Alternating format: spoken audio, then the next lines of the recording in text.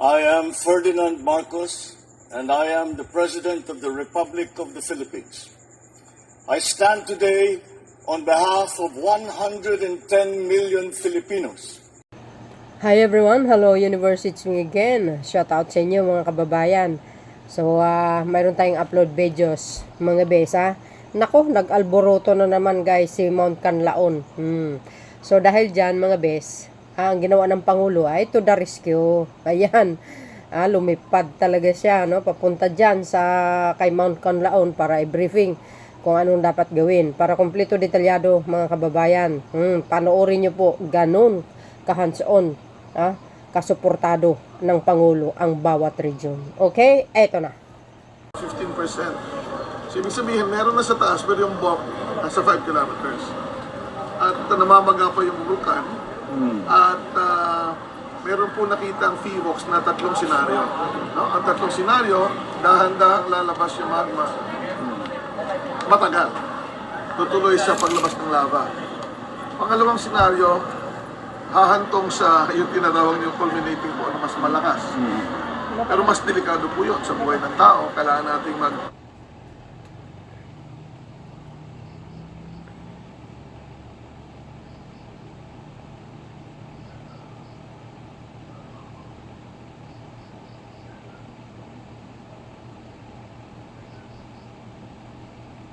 evacuate ng at least 10. Or, maninigas yung magma. Maiwan na nun. But the threat will continue in the future. Because the pressure is not relieved. Yes, sir. Yeah. Maybe ipakita ni yung ibang graph. This is from our field, Peter data. And ito yung green is sa mid-upper slope. Sige, ipakita. The green, halika, lapit. Kasi dito kayo. Dito. So this green is the mid-upper slope. And as you can see, increasing. Umaangat siya. So this means that it's inflating na mamaga. And the other points as well, mid-February, umaakyat na rin. So again, right now, if continue yung pagtaas niya, this may lead to a larger eruption. Naalala niyo, Mr. President, nung tinanong niya ako nung nag-briefing ako sa budget, Yes. sabi ko namamaga yung taas. Pero ngayon, hindi lang taas, pati gitna.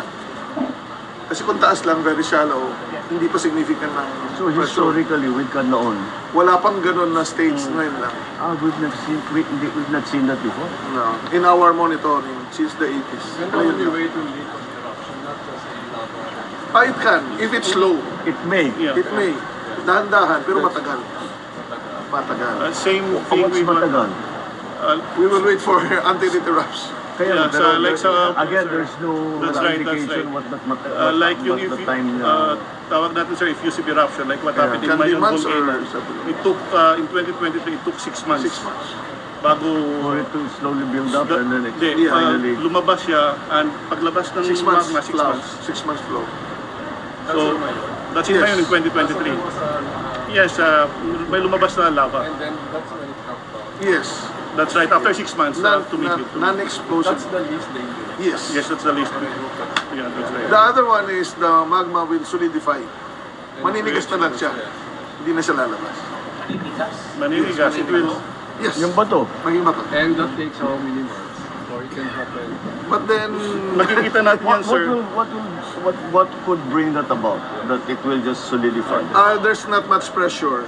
Nadigas na po siya. Yeah, but this is indicating that there is It's still inflating. Yeah, it's still inflating. So that scenario, wala pa sa ating ano. So kapag pananaw. nag-plateau na siya, sir, this one, it means that Nagtigil na siya. tumigil na. So, ang projection nito, this is already February, patuloy Yes, that's pa right, rin. patuloy pa rin. So that's the most important basis for maintaining alert level 3. What is this? What's the Y? These are the micro regions, that's Yung the angle. amplitude of the uplift. Kasi tilt siya, sir, so kung malaki yung angle niya, so it means na Mas malaki yung pressure. Namamaga.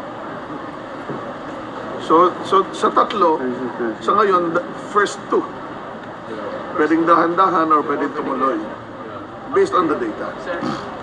initially you said 20 kilometers previously, yung magma. Oh, no na. Nung una. Ngayon, nasa 5. Nasa Yes. 5. So Pero- in the span of how many? Several years yan.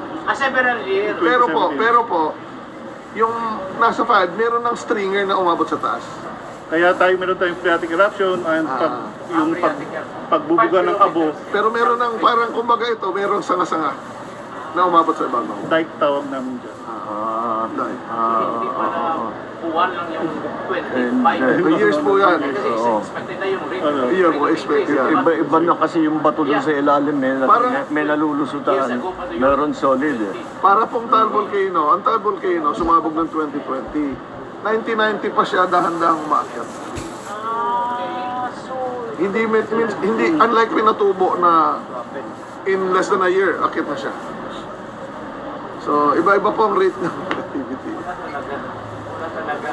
So, yun nga po, Mr. President, yung long-term planning. Long-term planning. Relocation.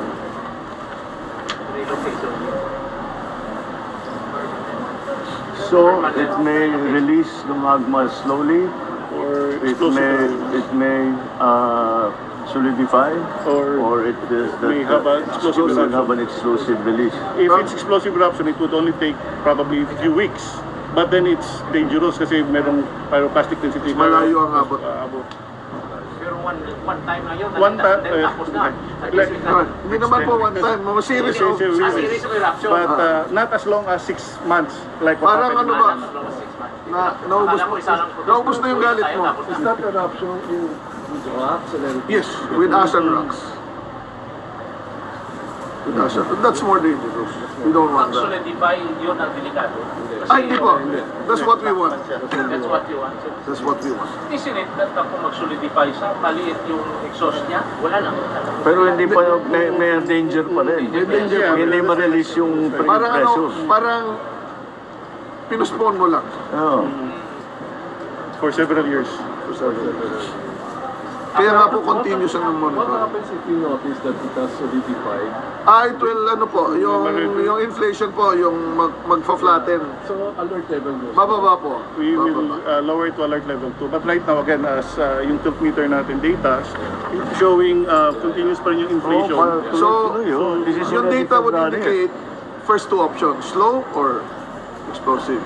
Not the manifest. 5 days ago, nagbugalit siya ng Yes, sir. Kasi nagre-release siya ang pressure. part ng Bago City, yung isang barangay doon. Pirmahan yung nabagsakan ng abo. Abo niya. And in the barangay, covered by So- ashfall. Pag umulan, yung mga lugar na nalagyan ng abo, bantay sa lahat. Yun yung other danger. Mr. President, whether it's today or in the future, there is still a danger. Yes. Baka permanent. Yes. Long-term plan. Long-term It's an plan. active volcano.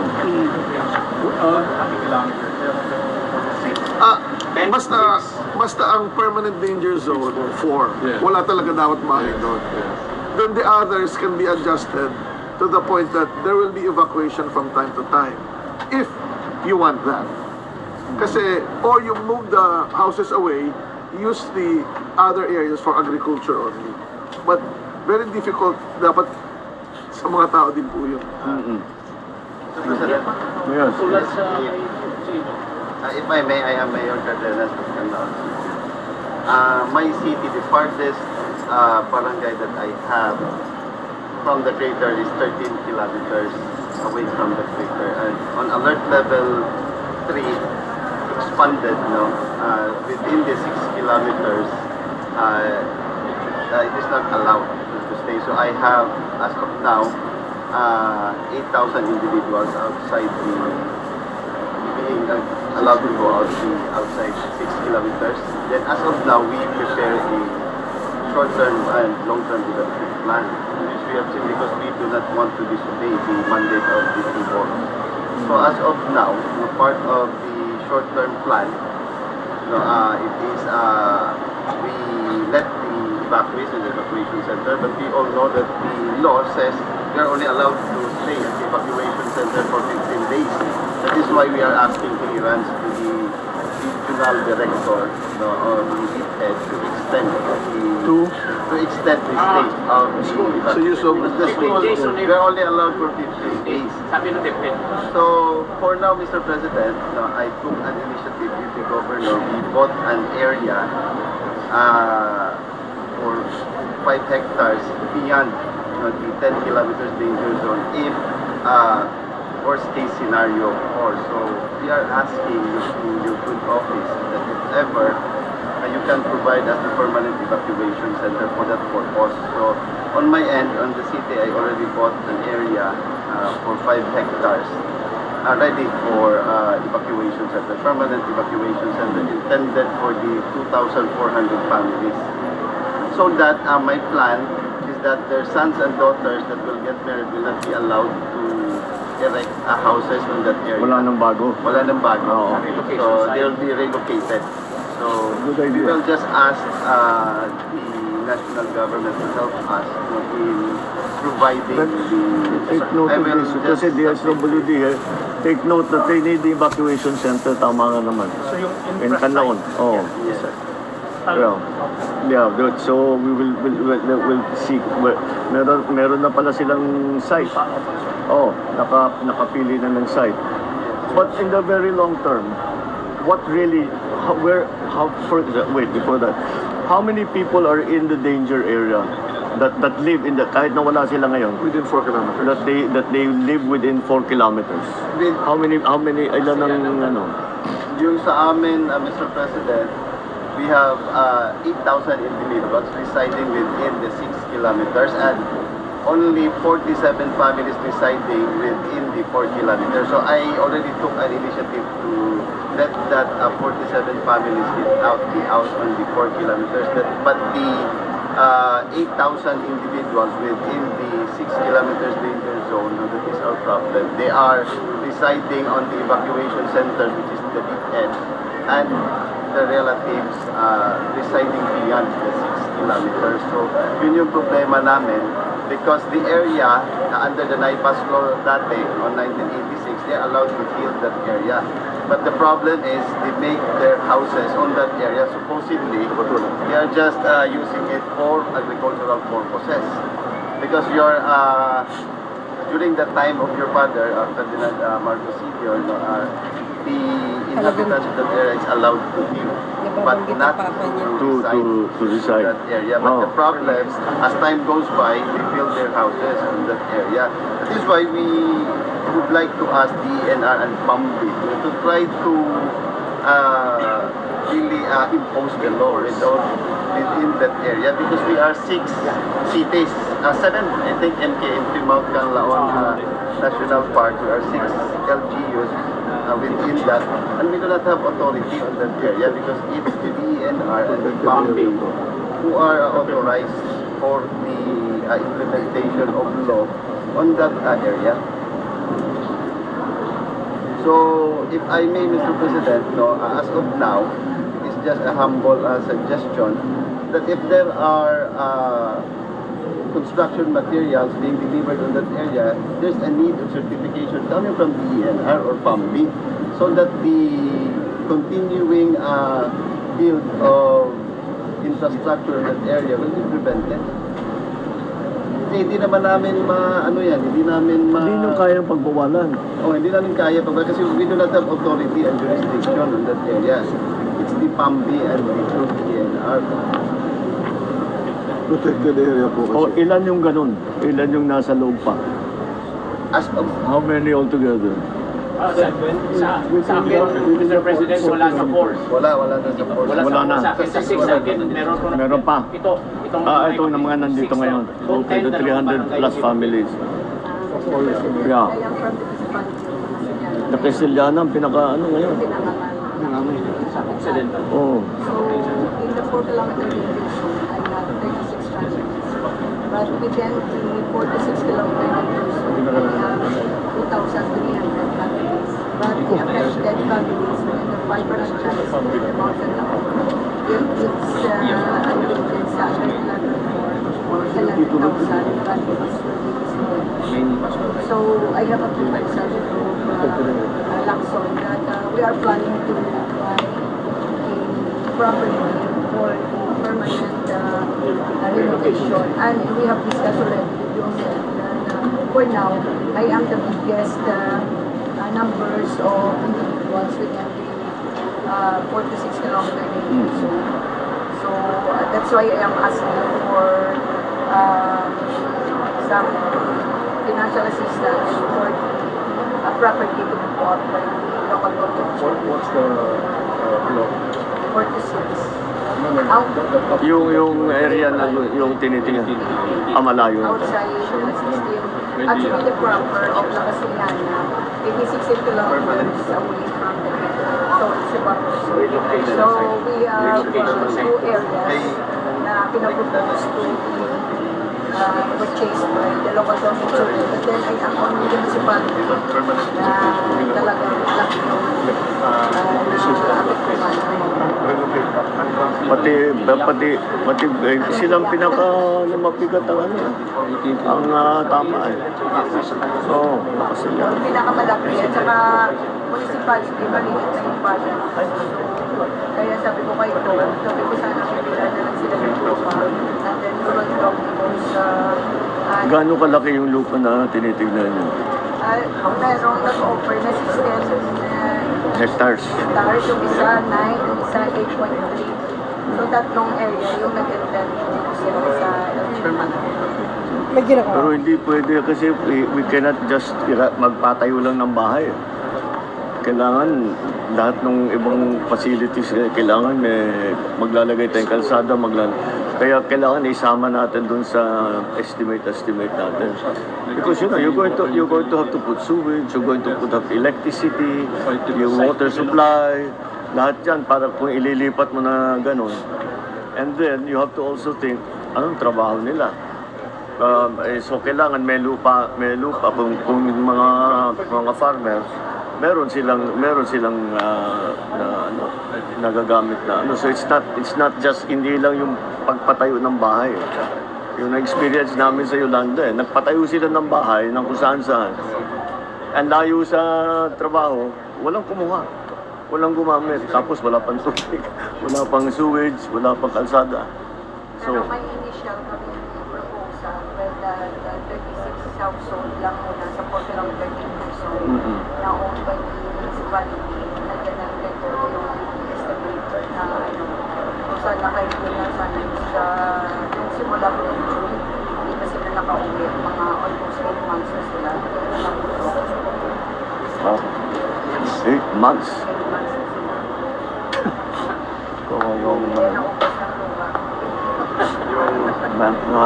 nakakaiyak na. I don't blame you. Mr. President, yung problema namin lahat is yung maintenance and operating Nagsusumbong sila sa expense. Pangulo, guys. Kasi Kawawa naman sila. complete na yung QRF namin. Oo, kailangan Magagamit na namin we yung have to 70% this at this QRF. early. I'm just asking, I wrote the ILG if I can use developmental funds 20% in case makulong ito. Wala na akong QRF, wala na akong mitigating. Kung kunin mo doon sa 20% mo, Yeah, kung pwede, magamit ko na yun, yung 20%. provide na lang tayo ng QRF. I-sacrifice mo na muna yung mga daan, ipakain dito bago magpupulong ito eh.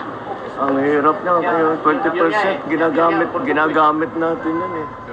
Oo, gamit na gamit yung 20% na social fund. So, yun nga kung pwede It's the QRF will be mas lalo silang mapipilayan Oh, pag nagamit yung 20%.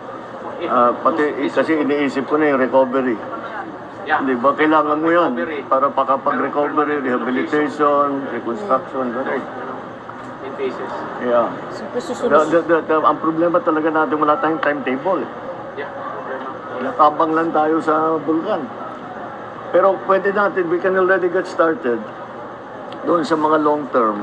Yun, yung mga plano ng mga mayor na kukuha ng lupa, tapos sa mag-rehabilitate. Pero kailangan talaga yan, parang ililipat mo yung buong bayan. Hindi lang basta kung saan mo ilalagay. Basta may lupa dyan, pwede na dyan, hindi pwede. Maraming kailangan na consideration na dapat kasama sa planning. Okay, anyway, at least, pero sa ngayon, kung sino yung mga nandyan, okay naman, they have kung everything they need, they are getting now. Yeah, that's all we can do. That's what we can do for now. We can start planning kailangan na siguro magbuo ng task force Canlaon for the long-term recovery. Wow. Tapos yung mga relocation. And then itong mga plano na bibili ng lupa, maglalagay ng lahat ng bagong bahay doon ay tatayo. Hindi na magtatayo doon sa Tama. ibang area. Yan.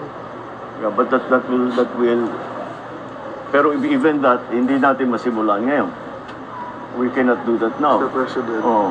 if we can just use that term redevelopment plan, kasi for sure, we have to evacuate within the 4 at least sa ngayon. Within the 4. At least. And then next phase, 4 to 6. 6. 4 to 6 kung gusto nyo. Yung 6, pwede naman nating ano yan eh. Hindi naman parating malakas ang sabog ng Canlaon. But at least there will be attraction for them to move. Kung gagawin na rin natin, gawin na natin Redevelop yung na po talagang nila. safe na. Yes po. Yung talagang Redevelop. safe na. So sa ibang volcano, hanggang saan 6 yung- po. 6. Hanggang Sa Mayon, doon 6 po.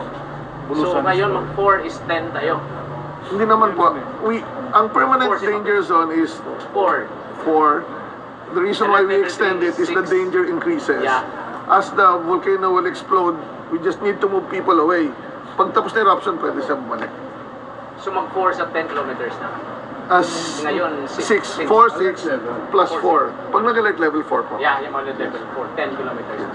Sir, what will happen to those the evacuation center po na? Kasi we're waiting for the eruption. So we will be giving them until such Ang time operation na- ng pagkain Kasi sa kanila. po na may mga namatay, medical ano nila, at for example, emergency. Tapos yung mga identification na nandun sa mga school, kasi sa school kami na mag-aral yung mga Pera. So yun pong population na ini-evacuate regularly in other volcanoes, you put up a permanent Yeah, evacuation that's site. what there's, I think that, Yun po yun. Yes po. oo, I think that yung original na idea na evacuation Yes. center. If I may, Mr. President, as of now, the problem is that the right to be educated of the children is being deprived. So, just like this one. Walang klase. So, walang klase. They cannot do so. That is why, on my end, since my city has, I took the initiative with the governor to buy a lot intended for the permanent evacuation center na muna, because I cannot pull out all those families because they're also tilling the agricultural area on that volcanic volcano. Could you imagine that as of now, our losses for agriculture, because we are the main producer of vegetable in the Visayas, it reaches up to 1.3 billion since June 6 up to the present. So our mathematical computation of the losses that we have is 1.3 billion. So I cannot move the Agree yan. agriculture because that's a vegetable area for Mr. President. So I cannot just let them move away, but rather just provide them a permanent evacuation center because the volcano will still stay even for a lifetime. So yung sa akin na lang na wala nang additional tayo na bahay. doon na sila sa permanent evacuation center maglagay ng bahay. But since hindi naman natin alam kung hanggang kailan to, so it would be much better if we have the funds to make our own evacuation center so that Deep Edge can continue. Meron kang estimate kung dun sa gusto mong tayo, Meron po, magkano Mr. President. required na funding? Based on the engineering department and approved by the OCD, I think for the 2,400 families and 8,000 individuals, it reaches up to 400 to 500 million. Okay. So what I'll do na lang is I'll take the mayor to DPWH together with his plans. Yeah. Para I'll explain to them what transpired here. Well, we first have to get. That's why I think we need a task force specific to this. We still have to get the Plan, hazards. from the PhilBooks. Kung sasabihin, ano ba talagang area ang Ayun pwede po. pa, ano yung hindi na. Yes po. And I'm sure you have historical data anyway We have hazards map po. of the volcano. We have hazard map po. Oh, yeah. So, Meron na po yun. yun, we'll follow the hazard map and then we'll have to ask the locals saan yung saan nyo gustong ilagay yung evacuation saan natin ililipat. Yung mga nasa loob ng 4 kilometers, eventually kailangan talaga ilipat eh. Ang dami pala dun sa inyo. 22,000 families. So, within 6 po sila. Within Within 6 po. Within 6, we have 33,000 individuals. Individuals. Sa 4 kilometers. 4 kilometers, 36 families. So, Maliit lang po. so that's not too bad. So that's not too bad. So, sa ibang bayan, ganun din. Sa amin, yung problema, Mr. President, that if the alert level 4 will be heightened, my whole city will be evacuated aside from the 2 barangays that I have, which is Na nasa up to labas. 13 kilometers. That is why doon ako magagawa ng permanent evacuation center. So, estimated 60,000 individuals will be evacuated if alert level 4 will be issued by people. 60,000. Yes. Mr. President, from level 3 to level 4, there will be an additional more than 90,000 individuals Will have to be moved away from the danger area. for naging level. By the way, Mr. President, for the short-term assistance, meron tayong pending which we already signed from our QRF na 112 million worth of assistance sa mga iba-ibang cities. So, approve na po natin yun. Pending na lang po sa DBM. So, it will be Assistance. Directly to the LGU for the maintenance. Yung of po the yung operations maintenance. center. Yeah, pagkain na. Kasi yung pinakita na namin kina Mayor yung dapat Okay. For the meantime. for the meantime. Alright. So, pero in the short term, long-term planning natin yan. Sige. Wala pang gumawa nito eh. So we have to be the ones to make the plan. But again, it will be guided by the science, you know. Actually, Yes, Mr. I- President, structures. our plan was reviewed by the OCD because before we bought the area, it was already checked out, provided by the hazard map. So the area has passed into the danger that will be caused in case alert level 4 will be raised. That is why we decided to vote that particular So area. what will we have to do? We have to put an evacuation center that is outside the 6 kilometers imbes na in case mag level 4. Yes. Then for the alert level 3, I took also an initiative on my own that I bought an area beyond the 6 kilometers so that the people residing within the 6 can just vacate in their respective barangay. Pero yung pinaghahandaan talaga natin is yung alert level 4. So,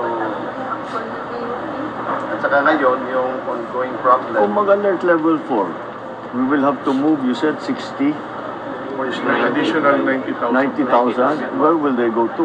May ina-identify, Mr. Identify President, na kami ng area. pero kulang pa rin. But Kulang. there are identified areas. Kulang. Hindi naman lahat po yun pupunta sa evacuation center. Oo, Some will be outside to their iba-iba. families or relatives. So how many will be, in your estimate, how many will be in the evacuation center Yun doon yung sa pinapakakuha 90,000? natin, Mr. President. Oh, yun ang kailangan natin, yung mga Yung data information sa na. amin, Mr. President, if I may, because I already made a plan intended for alert level 4, which I call it an Exodus plan. Oh. In San Carlos, I will be vacating 100 families. Then in Vallehermoso, Gihungan, so on and so up to Manuyog, we already have the plan that we will be staying in the respective multipurpose covered court because we cannot presume and assume that DepEd will allow us to use the Forever and ever and ever. Yes, yes. So our plan will reaches up to Manuyod. And that is why I took an initiative really to make this plan. It's because, as I have said, even for our lifetime, the volcano will still be there. Then this plan will serve a dual purpose. If we do not have a calamity, we can let DepEd to use this. We can let DepEd to use this. For alert level for Mr. President, we have some LGUs who will host us also in case we are arranging it. They will be adapting us. But it's not forever. Oh. Yeah. Ganun din. Alert Oh, level hindi four yung lang. ano. That is why kailangan meron Yeah, tayo. alert level 2 after that, hirap eh. Di ba? wala lang mga alert level po ng silver down. Lahat na alert level po umirap, di ba? Nag-5. Hindi naman po. Not necessarily. Meron ding Alert level po ng silver down? Yeah. Yes. Yeah. Okay. Kaya nga, Pwede po naman mahirap talaga eh. Mahirap ba? Siguro, ang anin natin, what we have to do, ito yung mga ano, ito, we will have to talk to the governor and the mayors. How if, parang SOP na, we'll make a standard procedure. Pag nag-3, ito yung gagawin natin. Pag nag-4, ito yung gagawin natin. Ngayon, pag sinabi natin, at pag nag-alert level, we have to move this many people to here, saan natin lalagay? Wala tayong paglalagyan, magtayo tayo ng evacuation center, mag-identify na tayo ng lugar. That's what the task force is going to have to do, together with the mayors and the provincial government. But for now, we will just have to. Ang hirap nitong sitwasyon. Pray for your health. Nakukuha sa dasal yan. Actually, we have all the Wow. plans that, Nakukuha daw sa dasal, guys. I understand. Talaga Oo, makadiyos kaya nga, ang Pangulo. we have to consolidate everything para alam natin, para pagka nangyari, sabihin natin, natapos na ito. O, 1 year, 2 years, 3 years down the road, eto na naman, na umusok na naman. O, the PhilBox will tell us that it's alert level 2. O di okay, alam natin yung gagawin. Nag-3. O sige, pwede pa rin. Pag nag-4, alam na natin yung gagawin natin. Pero naka-ready na yung facilities. Yes. Then, in the long term, yun na nga, huwag na tayong pumayag na magtayo sa loob. And then DNR pala ang And meron. the rationale of this, Mr. President, as of now, Bakit DNR? National Integrated Protected Area po I siya. think PAMBI Protected area po Protected Area siya. Management Board. By law sila. So, PAMBI. It's really PAMBI. Oh. Yes po.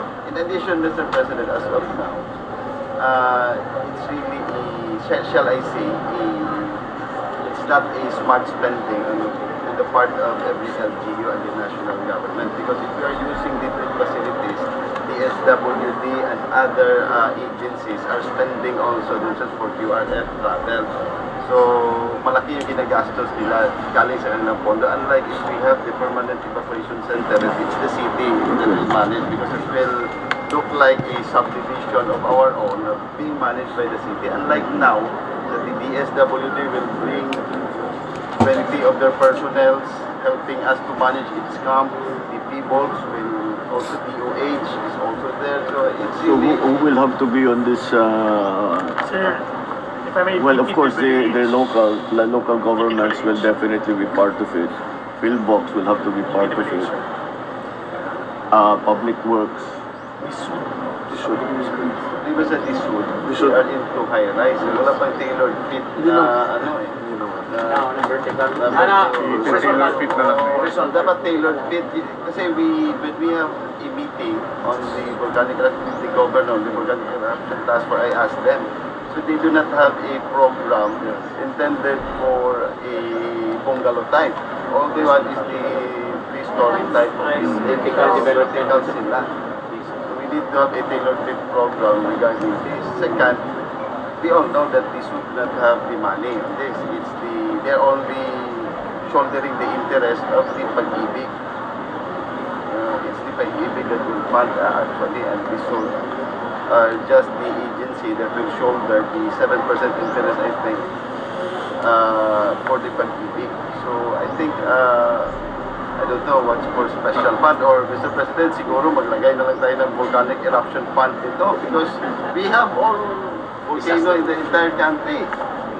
On top of the NREM, meron ding volcanic eruption fund. Pero yung paggastos na ganyan, no choice tayo. Wala tayong magagawa. Hindi naman natin basta pababayaan ng mga tao. Mr. President, ang suggestion ko po, kasi marami na ako nakita ang problema ganyan, is to have a redevelopment plan taking in consideration the population and the risk. Yung permanent evacuation, gagamitin lang yun pag nagpapa-evacuate. But for those that need to be relocated, dahan-dahan. redevelop na talaga yung people out. That's why, Mr. President, we already have that Parang plan. ganun yung concept But na the problem is we cannot finance the said plan. So, But it has to be province-wide because hindi pwede yung isang bayan lang ang gagawa ng plano eh. It has to be coordinated with the province, with the district, with everything. And then para ano natin na we are all on the pare-pareho yung ang ating plano. Alam natin yung gagawin. That's the main thing. At saka yung paglagay ng structures, we have to, kayo magsasabi sa amin. Sa yung pinakamaganda. This also means that we have to revisit our comprehensive plan too. Yes. Because then I'm sure there is no such thing as That's on the part of the... Oo nga, no, special case ito, no? I never saw a land use plan na may kasama sa ano na. kasama na sa President. Just probably, meron tayong mechanism kasi sa NDRRMC na regional level wherein represented, Mr. President, all the LGUs, including yung NEDA for the long-term recovery plan. And probably we can explore that na gagawa similar to our Oakland Big One na ganun, all things considered, and considering your directives to integrate everything, including the redevelopment plan. Probably we can use that mechanism. Available naman po yan, Sir President. Well, mukhang everyone, siyempre, dumadaan kayo, dinadaan-daanan ninyo itong ganito eh. So alam ko, all of you think that what we have to do is to consolidate everything and make an overall plan. What will we do here? What will we do what will we do here? What will we do there? Etc. Etc. Pero kailangan buo so that when may problema ulit, sa coordinated ang galaw ninyo. Oo. Hindi na kayo tatawag, pwede ba kami dyan? Pwede ba kami dito? May lugar ba dyan? Alam na ninyo yung pupuntahan ninyo. As of now, we have, on my end, I was able to initiate a memorandum of agreement between my partner LGUs in the Oriental. So we have signed a memorandum of agreement that in the event alert level 4 will be issued by people, so that family will go to that particular series of municipalities. I have already done that on my part, of course, with the approval coming from the Yeah. We have to coordinate all. Yun pala, may PAMBI pa, may DNR pa. At saka meron pang IP, Mr. President, because as of now, they have their claim on the eminent domain of the area. Yeah, well. Kantay-hitayin. Exactly, we have to coordinate all of those agencies. Pero ang pinaka-importante, ang lead dyan, local. Yes, sir. Ang mag-lead dyan, local. Baka OCD should be the one because civil defense ito eh. This is literally under civil defense. But mukhang everyone has taken the initiative to make a plan already. It's a question of putting it together and funding it. And then, tignan natin, nagawa natin ang schedule. Kung ano yung... Actually, Mr. President, they continuously evaluate our plan contingency evacuation. Of course, From time to time, they are here with us to consult with our contingency plan. Oh, high risk kasi yun. Yeah, sila High risk kasi yung kayo. plan namin ng OCD. Oh, pero hindi tayo pwedeng ganito ulit lang. Every time na uusok yung eto na naman, ganito na naman ang mangyayari sa atin. That is why maganda yung sinasabi ni President Yeah, I think we'll have to I think under OCD. sectors, especially sa public. I think that the plan will be able to bring it together. Yes, po. So who will be there? Philbox, of course, will have to be there. All of the governor and the mayors, local government side. Well, now we hear DNR, PAMBI have to. They should be included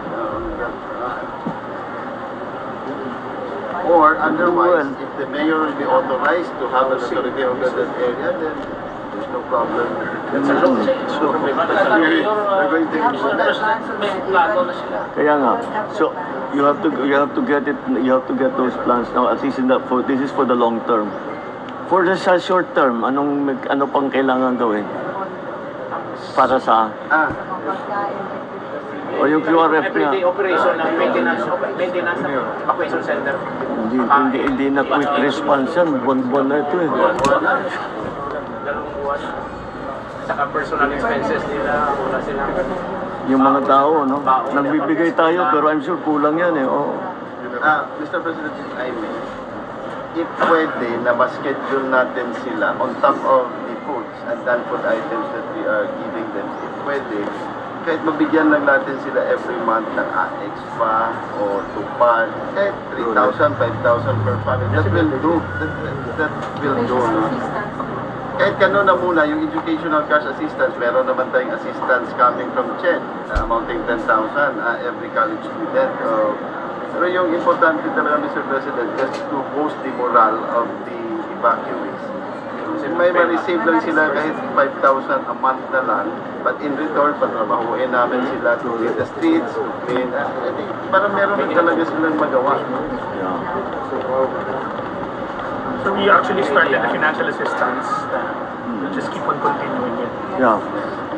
Oh, marami na tayong non-food at saka cash na meron na tayong binibigay. Siyempre, it will always be walang... Of course. Hindi, ang ano natin, we have to, ang calculation nun, ilan numero. Kahit na anong class yung municipio, doesn't matter. Yung municipality, kailangan kung ilan yung may kailangan. As of now, Mr. President, kung talaga na-burn out na rin yung tao. Could you imagine that what you have said, even if you are staying in the 5-star hotel, you'll get bored. So how much more staying on the... Kaya nga, sabi ko, pinibiro ko si Go Blackson, sabi ko, kung pwede, anuhin na natin ng Comelec, i-delist na muna sila. Kasi sa 1,000 na voters sa election, parang matalo ka tayo. Biro lang yun, pero... isa pa yun, ano? We feel their sentiments. Alam mo, that's another thing we have to think about, ha? Ito. So meron din kami contingency plan for election. Nasabi ni Mayor yan because they're already online. Parang they're being forced to stay inside.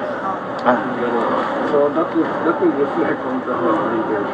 Anyway, dun sa yung nauubos na QRF, we will have a look at that and see kung ano yung pwede tayo magpa-release tayo ng additional. Yun na lang, ganito. Well, no choice tayo. This is the situation. Ito lang ang evacuation center natin.